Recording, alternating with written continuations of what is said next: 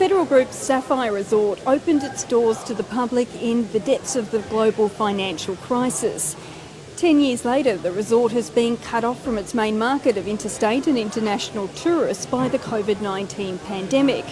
At the same time, the Federal Group is facing uncertainty as the pandemic has delayed the introduction of the Tasmanian government's long-awaited legislation to stop the monopoly on poker machine licences the Federal Group owns.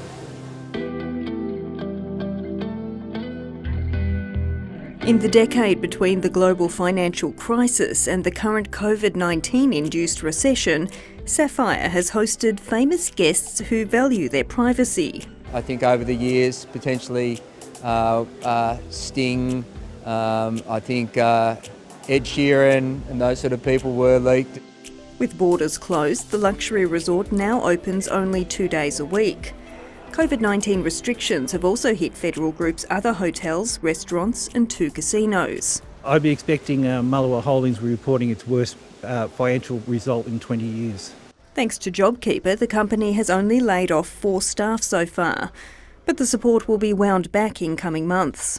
Just need the borders to open, yeah. We want it to be safe, but we need the borders to open as well. COVID-19 has also delayed work on new gaming laws. The government plans to end Federal's monopoly on poker machines and move to an individual venue licence model in 2023. We're still considering the timing of that. Obviously, COVID has impacted that work and it's also impacted many of the participants within those markets, so that's something we're still working through. It makes it very hard to plan, particularly for major projects.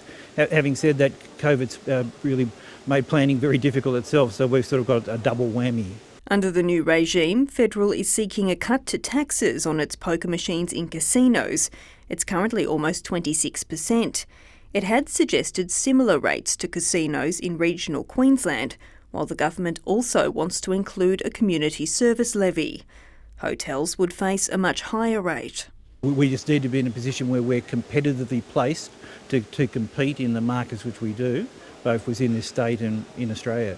The pandemic has delayed the release of the latest social and economic impact study on poker machines in Tasmania. Anti-pokies campaigners want the government to release modelling on the anticipated impact of the new gaming market policy before the bill is tabled. Surely they've done that modelling. They should release it well ahead of bringing legislation. Calling for a clear view of the future of gaming in Tasmania. Laura Beavis, ABC News.